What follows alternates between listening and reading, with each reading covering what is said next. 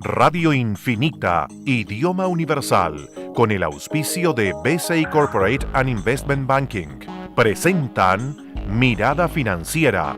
La periodista Paulina Yarur analiza los principales hechos que mueven a los mercados financieros de Chile y el mundo.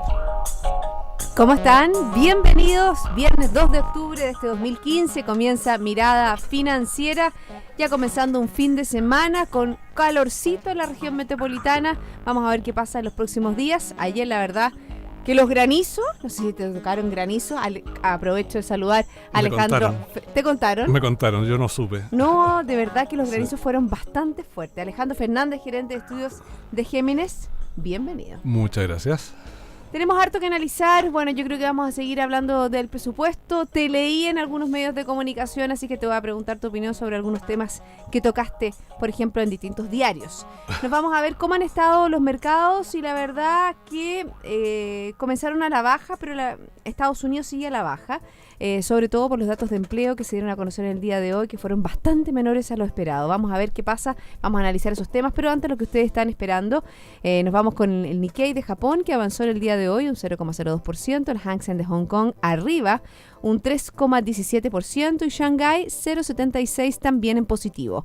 Europa, las plazas ya cerradas, todas cerraron en positivo en el día de hoy. El FTSE 100 de Londres un 0,95%, el CAC 40 de París un 0,73%, el DAX alemán un 0,46%, el IBEX 35 de España un 0,38%. Estados Unidos, las plazas salvo el Nasdaq que está subiendo un 0,05%, el Dow Jones baja un 0,04% y el Standard & Poor's también desciende un 0,15%, pero se ha moderado esta baja porque comenzó el día bajando de una manera bastante más importante. El shock fue fuerte. Exacto.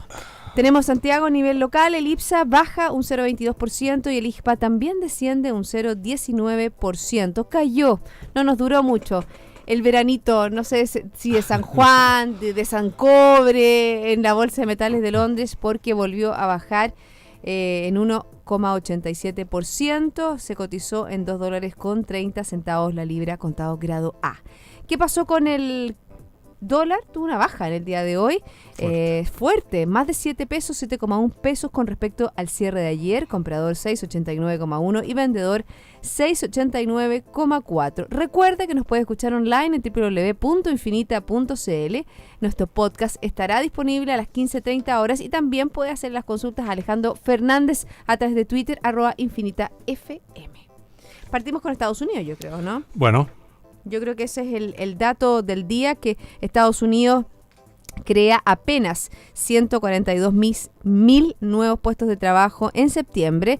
La verdad que las estimaciones apuntaban a 201.000 o 203.000 para el noveno mes del año.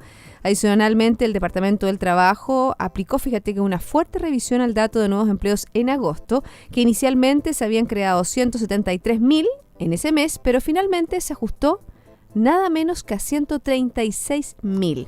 La tasa de desempleo, sin embargo, se mantiene en el 5,1% y obviamente, ¿qué pasa esto? Uno se pregunta, ¿esta debilidad en la creación de empleo en septiembre complica la decisión de la Reserva Federal de tomar alguna medida a partir de octubre? Muchísimo. Además se revisó el número de julio a la baja también, o sea, fueron 2 revisiones a la baja más un dato que estuvo muy por debajo de lo previsto.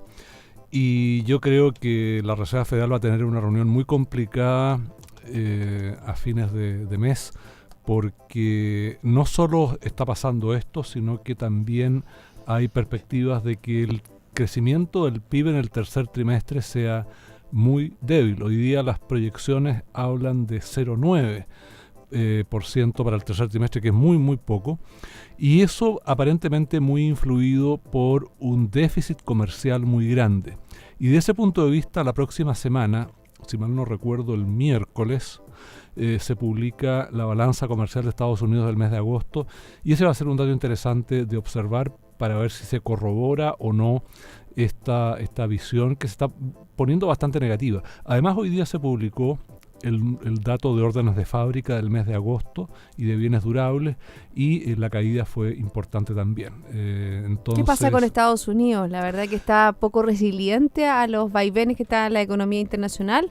¿Le pega eso? O? Yo creo que Estados Unidos tiene algunos problemas asociados al sector energía, la caída de empleos en el sector básicamente de hidrocarburos fue importante de nuevo. O sea, venía cayendo el empleo desde hace tiempo, pero se aceleró en el mes de septiembre.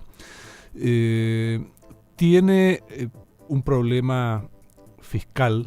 Hemos escuchado y visto estos días cómo renuncia el speaker de la Cámara de Representantes, el republicano John Boehner, porque tiene una pelea enorme con una parte de los parlamentarios de ese partido, y lo que ellos quieren es amenazar al gobierno, al presidente Obama, con paralizar el gobierno, o sea, con no dar financiamiento para que se pueda seguir funcionando. Bueno, ese es un gallito, la verdad, que ha tenido Estados Unidos, lo hemos escuchado, o sea, lo hemos comentado también en el programa. Lo que pasa es que esta semana o la semana pasada recién se aprobó una extensión del financiamiento que llega hasta fin de año, pero es posible, no digo que sea probable, pero es posible que haya alguna parálisis. Hay que discutir el límite del endeudamiento también. Entonces son cosas que de alguna manera influyen. Ahora, la economía yo creo que está razonablemente bien. Los consumidores siguen con la confianza alta, siguen gastando. La inversión ha repuntado incluso en el sector construcción, pero hay algunos aristas de debilidad. Esto que vimos del comercio internacional, donde las exportaciones están probablemente cayendo o comportándose de manera bastante débil. Bueno, y eso tiene que ver un poco cómo está el mundo. Vemos, ¿no es cierto?, que ahora, China está comprando menos. Sí, ahora Estados Unidos depende bastante poco del resto del mundo, pero aún así puntualmente puede tener efecto importante en algún momento. Yo no quiero PIB decir con corresponde esto al mercado externo, Alejandro? ¿Perdón? ¿Cuánto de su producto corresponde al mercado externo? Bueno, las exportaciones representan algo así como el 14% del PIB, o sea, es muy bajo respecto de lo que es en países europeos, por ejemplo. Y como Chile. O Chile o Corea, digamos, países que son netamente exportadores. Entonces no es tanto el impacto, pero de repente se conjugan ciertas cosas que llevan a que los resultados no sean muy buenos y eso tenga un impacto sobredimensionado.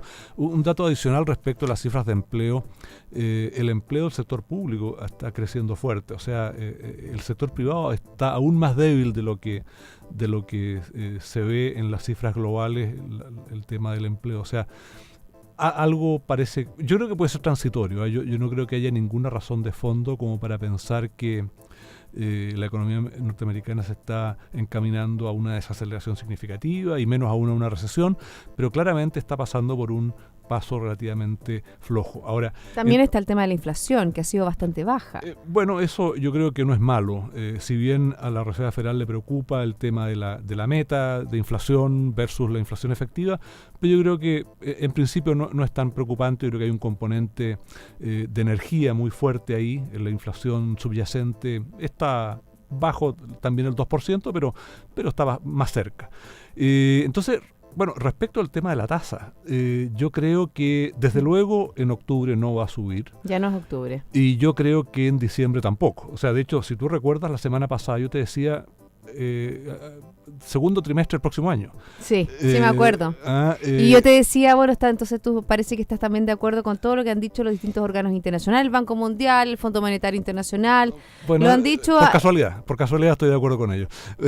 A lo mejor tú los dateaste, po. Claro. A lo mejor ellos pidieron un análisis tuyo y a partir de eso... Pero que no se sepa. Que no se sepa. Ok, si no, la verdad que vas a estar atosigado de pega y no vas a llegar al programa los viernes, así que no me conviene. Sí, no te conviene.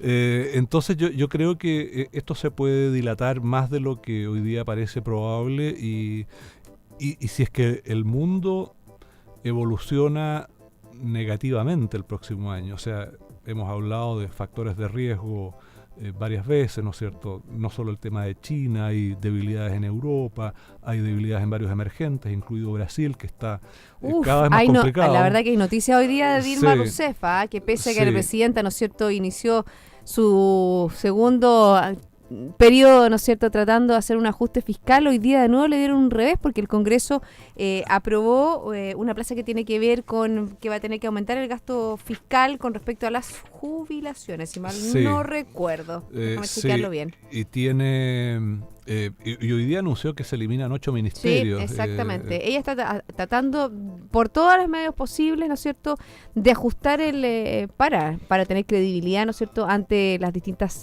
agencias de calificación. Así y hoy es. día la Cámara Baja aprobó una medida, por ejemplo, que facilita la jubilación de los trabajadores a una edad más baja. Fíjate, recibiendo todos los beneficios, lo que les permitirá completar sus pensiones. Es decir, con ocho ministerios menos, ¿tú crees que va a poder paliar la cantidad de jubilados que pueden haber? No. Populismo nomás. Bueno, entonces... Oye, hablando de populismo, viste la contracción de Venezuela, un 4%. Ecuador también estaba teniendo problemas, también está en recesión. El golpe del petróleo es muy duro para Ecuador, para Colombia, para Venezuela, pero claramente el manejo de la economía hace la diferencia. Y Colombia, si bien está pasando por un momento no muy positivo, está infinitamente mejor que Venezuela y mucho mejor que Ecuador, donde además está la restricción de la dolarización. O sea, no hay posibilidad de devaluar la moneda como un mecanismo de ajuste, y eso les está pasando un poco la cuenta. Están evaluando eventualmente revertir la dolarización y volver a tener una moneda propia, cosa que, bueno, también tiene sus bemoles. Exactamente. Bueno, hablemos un poco de los riesgos, porque la semana pasada, ¿te acuerdas que estábamos a puertas de de todo lo que pasaba en Cataluña? Sí. De todo lo que está pasando también, digámoslo, o sea, los bombardeos de Rusia a Siria. Yo creo que eso también genera inestabilidad. Bien calladitos han estado los griegos, han pasado colados estos días, sobre todo también los escándalos, ¿no es cierto?, de la Volkswagen, que hay un efecto, ¿no es cierto?, en Estados Unidos. Ya investiga a otros fabricantes que manipulan emisiones en sus autos. O sea, que podrían estar no o sea, yo sé, o sea, podrían, no hay demostración, pero la verdad que... Sí, yo tengo la impresión ahí de que en realidad es un tema que no comentamos la vez pasada y que yo creo que es re importante. Aparentemente la tecnología para generar las emisiones que exige la EPA en Estados Unidos, que son más exigentes además que los europeos en eso, existe. O sea, y de hecho, aparentemente otros fabricantes de vehículos diésel la tienen y la utilizan. Pero la diferencia es que eso implica una pérdida de potencia importante en los motores, y por eso es que Volkswagen tenía esta ventaja. Decía, mira, nosotros cumplimos con las normas, pero además tenemos unos vehículos muy potentes, y eso les daba una ventaja en el mercado, y por eso estaban ganando participación.